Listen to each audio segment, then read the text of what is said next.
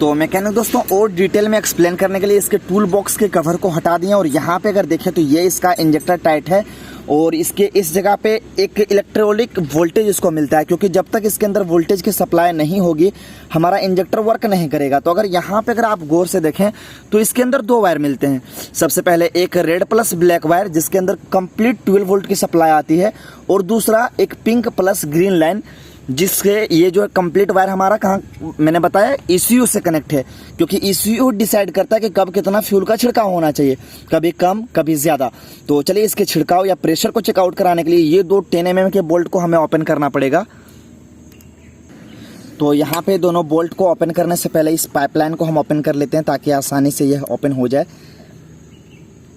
ये देखिए ये इजीली ओपन हो गया। और जब भी आपसे ये सवाल करे कि इंजेक्टर का टाइमिंग बताइए तो उसे आप ये बता दें कि इंजेक्टर जो है एक परफेक्ट टाइमिंग से वर्क करता है, यानी बहुत सारे सेंसर और एक्चुएटर का मदद लेना पड़ता है। और ये बताए कि डिटेल में एक्सप्लेन करो तो उस वक्त आपको बता देना है कि इसके मैग्नेट कॉइल से शुरू होता है और इसके मैप सेंसर पे जाके रुक जाता है। तो चलिए इसको हम ओपन कर लेते हैं और आपको हम दिखाते हैं कितने पतले पतले इसके हॉल बने हुए हैं। तो चलिए इसे हम ओपन कर लेते हैं। फर्स्ट टाइम खुल रहा है, कंपनी फिटेड है।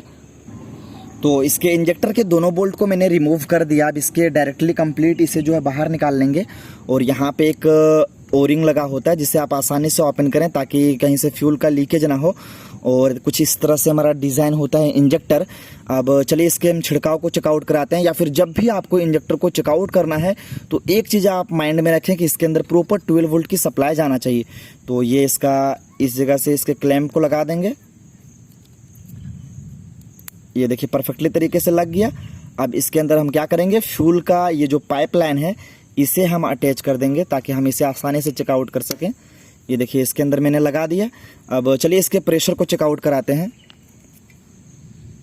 तो मैकेनिक भाइयों सबसे पहला प्रूफ आपको ये देंगे कि जैसे इग्निशन ऑन करेंगे यहाँ से छिड़काव नहीं होता है। अभी देखिए इग्निशन को ऑन करेंगे, ये देखिए इग्निशन को ऑन किए, यहाँ से कोई छिड़काव नहीं हुआ। जब तक आप किक या सेल्फ का उपयोग ना कर दें यहाँ से छिड़काव नहीं होगा, क्योंकि जब तक ECU को रीडिंग नहीं मिलेगा कि आपका भी मैग्नेट कितनी स्पीड में घूम रहा है, जब तक यहाँ से छिड़काव नहीं होगा। तो आपने देखा है इसके इग्निशन को ऑन किया और यहाँ से कोई फ्यूल का छिड़काव नहीं। तो आपको पता होगा मेरी जो वीडियो होती है कंप्लीट प्रैक्टिकल डेमो के साथ होता है ताकि आप लोग को इन फ्यूचर कभी भी प्रॉब्लम फेस ना करना पड़े। तो अभी देखिए यहाँ पे हम अपने हाथ को रखेंगे और सेल्फ का यूज करेंगे तो क्या होगा कि यहाँ से फ्यूल का छिड़काव होगा। तो आपको मैंने बताया कि इसका जो कंप्लीट डिटेक्ट कौन करता है, इंडिकेट कौन करता है, वो इसका करता है पिकअप कॉइल। अब जैसे देखिए इसके सेल्फ का यूज करेंगे तो यहाँ पे पिकअप कॉइल डिटेक्ट करेगा कि आपका फ्यूल का छिड़काव होना चाहिए, तो यहाँ पे छिड़काव करेगा। अभी सेल्फ का यूज करेंगे, ये देखिए बस तो यहाँ पे देखें फ्यूल का छिड़काव हो रहा है। अब आप सोच रहे होंगे कि आप प्रूफ दीजिए, तो चलिए प्रूफ देने के लिए इसके पिकअप कॉइल को हम ओपन कर लेते हैं और आपको हम दिखाएंगे कि यहाँ से कोई छिड़काव नहीं होगा। यानी एक चीज़ आप माइंड में रखें कि अगर पिकअप कॉइल ख़राब हो जाता है तो आपकी गाड़ी में इंजेक्टर काम नहीं करेगा, ये चीज़ आप याद रखें। इसलिए कभी होता है कि हीरो की गाड़ियों में जब भी इसके पिकअप कॉइल में डस्ट हो जाता है तो प्रॉपर तरीके से इसके ECU को सेंस नहीं कर पाता कि कितना इसके करंट को यानी फिर इसके टीथ को जो मूविंग हो रहा है वो इसके ECU को डिटेक्ट करके नहीं बताता है। तो उस कंडीशन में फ्यूल छिड़काव कम या ज़्यादा हो जाता है। तो ये इसका पिकअप कॉइल का वायर है, इसको मैंने ओपन कर दिया। अब आपको हम दिखाएंगे इंजेक्टर से कोई छिड़काव नहीं आएगा, पूरी तरह से ब्लैंक हो जाएगा। ये होगी प्रूफ। तो यहाँ पे देखिए इस जगह पे मैंने इसको अच्छे से लगा लेना है। ये देखिए अब चलो सेल्फ का यूज करो, बस कर दो। ये होती है मैकेनिक भाइयों प्रूफ। आपके सामने लाइव मैंने दिखाया कि गाड़ी जब पिकअप कॉइल लगा देते हैं तो उस कंडीशन में छिड़काव होना शुरू हो जाता है। जैसे ही हम पिकअप कॉइल को ओपन कर देते हैं वैसे ही हमारा इंजेक्टर का वर्क करना बंद हो जाता है। तो इससे ये प्रूफ होता है कि इंजेक्टर का जो टाइमिंग अटैचमेंट है वो इसके पिकअप कॉइल से है। पिकअप कॉइल मैग्नेट का रोटेशन जो है नोट करता है और डायरेक्टली ECU को सप्लाई कर देता है कि अभी आपका मैग्नेट वर्क कर रहा है, आप इसके इंजेक्टर को छिड़काव करना शुरू कर दीजिए। दूसरे स्टेप में इसके टेम्परेचर सेंसर बताता है कि अभी आपका टेम्परेचर डाउन है तो आप इसके फ्यूल को छिड़काव बढ़ा दीजिए। तीसरे स्टेप में इसका आपको मैंने बताया TPS सेंसर बताता है कि इसका थ्रोटल खुला हुआ है तो आप इसके फ्यूल को और छिड़काव बढ़ा दीजिए। O2 सेंसर बताता है कि आपका फ्यूल ज़्यादा खा रही है गाड़ी, तो उस सिचुएशन में आप फ्यूल को कम कर दीजिए। और उसी हिसाब से हमारा मैप सेंसर बताता है कि आपका हवा और जो है इसका फ्यूल का मिश्रण प्रॉपर है, आप इसी कंडीशन में चलने दीजिए। अभी देखिए मैंने पिकअप कॉइल को यहाँ ओपन किया है, इंजेक्टर नहीं करेगा, कोई इंजेक्टर नहीं है।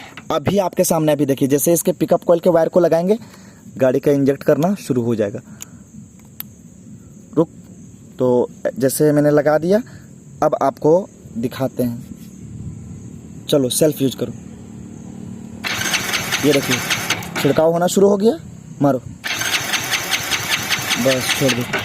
तो यही होता है लाइव प्रूफ दोस्तों। तो आपके मैंने कंप्लीट जो डॉट्स थे कि मैं इसका जो है पिकअप कॉइल का इसके जो है कंप्लीट कनेक्टिविटी जो है इसके इस वाले जगह से है। तो आपके माइंड में जो क्वेश्चन चल रहा था कि क्या है इंजेक्टर का टाइमिंग, तो इस वाले वीडियो से मैंने कंप्लीट क्लियर कर दिया। किसी भी रिलेटेड अगर आपकी इंक्वायरी है तो आप वीडियो के नीचे कमेंट कर दीजिए ताकि उस टॉपिक के ऊपर वीडियोज़ बना सकें। और बहुत सारे मैकेनिक भाई कन्फ्यूज हैं कि PDF के लिए कुछ चार्जेस पे करना पड़ रहा है, तो आपको बताते चलें अभी किसी के पास अगर आप देखिएगा इसकी फुल्ली वायरिंग डायग्राम तो कहीं पे भी आपको देखने को नहीं मिलेगा। बट मैं आप सभी मैकेनिक भाइयों के हेल्प के लिए इसके PDF wiring diagram error code सारा चीज पॉसिबल और अवेलेबल करवा रहे हैं। तो ये मत समझिए कि कुछ चार्जेस पे करना पड़ रहा है, फुल टाइम सब्सक्रिप्शन है, जब चाहें तब हमें कॉल कर सकते हैं सिर्फ कुछ अमाउंट पे करने के बाद। और A to Z wiring diagram, A to Z PDF, A to Z जितने भी इंजन वगैरह के फिटमेंट के लिए प्रॉब्लम होता है या फिर डायग्राम चाहिए तो मुझे डायरेक्टली व्हाट्सअप कीजिए। व्हाट्सअप नंबर मैंने नीचे डिस्क्रिप्शन में डाल दिया है या फिर कमेंट बॉक्स में मिल जाएगा। चलिए आज की इस वीडियो में आपको सीखने लायक मिल गया होगा। चलिए फिर मिलेंगे नेक्स्ट वीडियो में कोई अच्छी सी टॉपिक लेकर, तब तक के लिए थैंक्स फॉर वॉचिंग।